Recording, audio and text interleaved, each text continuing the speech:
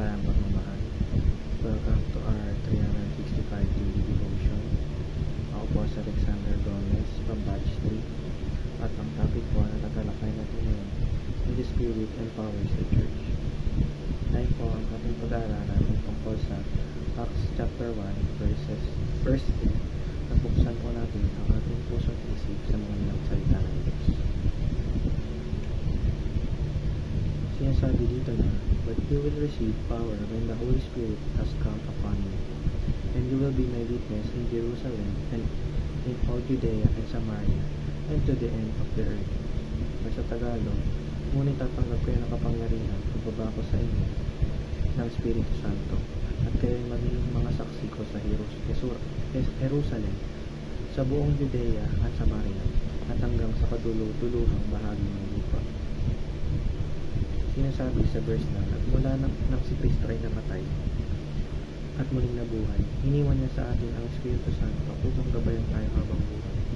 Ito ang nagagabay sa atin sa lahat ng ginagawa natin at sa mga desisyon natin. Teaching number 1, the Spirit gives power for witnessing. Pinapalakas tayo ng Espiritu Santo upang maging witness ng Panginoon at ma-share natin kung gaano kabuti ang Diyos sa buhay natin. Teaching number 2, the Spirit gives words to be spoken. Mapaglaro ang dila natin, at minsan ay may mga masasabi tayo hindi maganda, ngunit sa pamamagitan ng Holy Spirit ay napipigilan ito.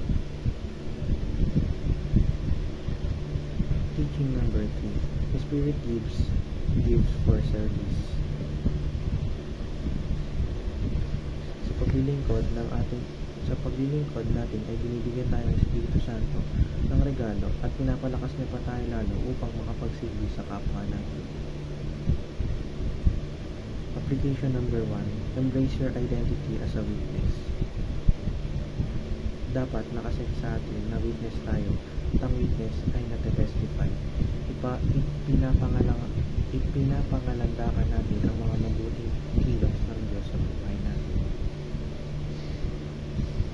Application number 3, just open your mouth and let the Spirit speak.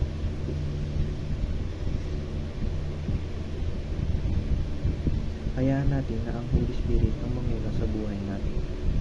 Ito ang tuturo sa atin ng tamang direksyon upang mapuna tayo sa plano ng Panginoon. Application number 3, use your spiritual gifts for edification. Gamitin natin ang mga binibigay na ganay ng Holy Spirit upang mapalakas din natin at mailapit ang iba pa.